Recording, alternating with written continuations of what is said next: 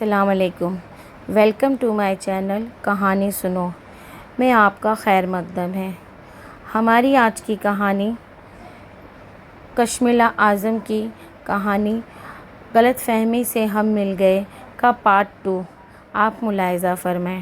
کہانی میں اب تک آپ نے سنا کہ کس طرح دلاور شاہ نے غلط فہمی کے باعث اشیل کو اتنی تکلیفیں دیں، اور جس پر اسے جب سچائی کا پتہ لگا تو وہ اس بات سے بہت اپنے آپ کو گلٹ فیل کر اس نے شادی کا پرپوزل اشیل کی ماں کے سامنے اشیل کے لیے بھیجا، جس پر اپنے ساتھ ہوئے رویے کی وجہ سے اشیل نے اس پرپوزل کو ٹھکرا دیا، جس کی وجہ سے اب وہ اس سے بہت ہی محبت کرنے لگا تھا۔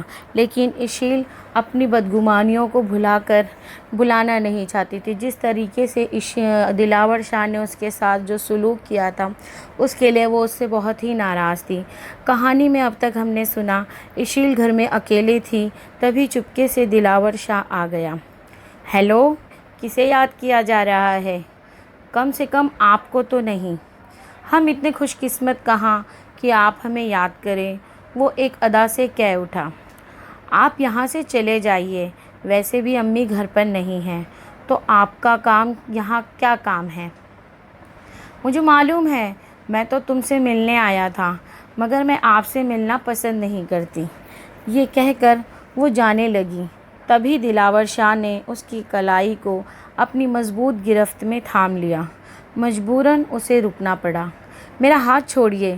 نہیں چھوڑتا، وہ فوراً بولا۔ چھوڑیے نا میرا ہاتھ، ورنہ کیا؟ ورنہ ایک ہی شرط پر چھوڑوں گا۔ کیسی شرط؟ وہ پوچھ بیٹھی۔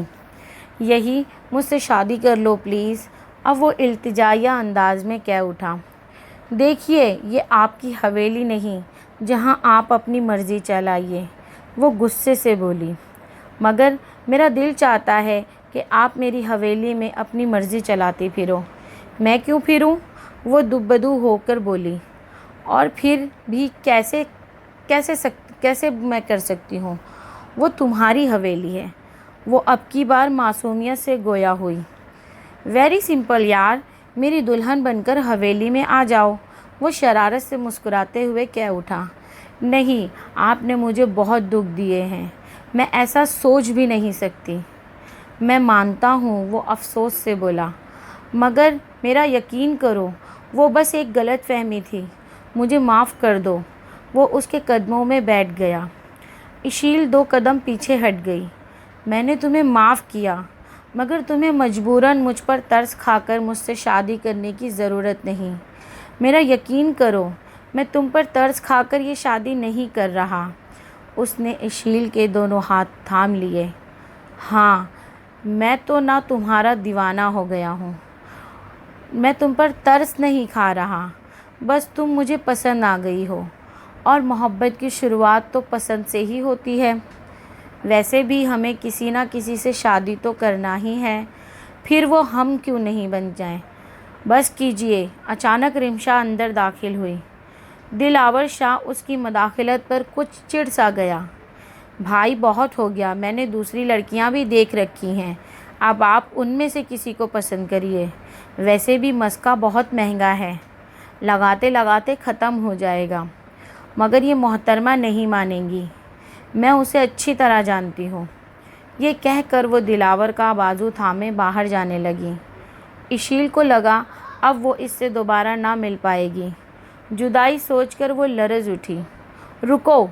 اشیل نے جلدی سے آگے جا کر ان کا راستہ روک دیا۔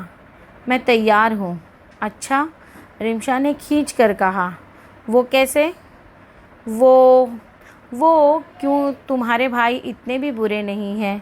اسے وہ نوجوان پہلے ہی دن اپنے دل کے قریب محسوس ہوا تھا، تو پھر وہ کیسے اسے ٹھکرا کر ناشکری کرتی؟ یہ سن کر دلاور کا چھت پھاڑ قہقہہ بلند ہوا، اور وہ شرما کر اندر بھاگ گئی۔ اگر غلط فہمی نہیں ہوتی تو یہ اتنی پیاری لڑکی مجھے کہاں ملتی؟ دلاور شاہ اسے جاتے ہوئے دیکھ کر سوچ پڑا۔ کہانی کا اختتام یہاں پر ہوتا ہے۔ آپ اپنے خیالات کا اظہار کریں، کہ کس طرح آپ کو یہ کہانی پسند آئی ہے۔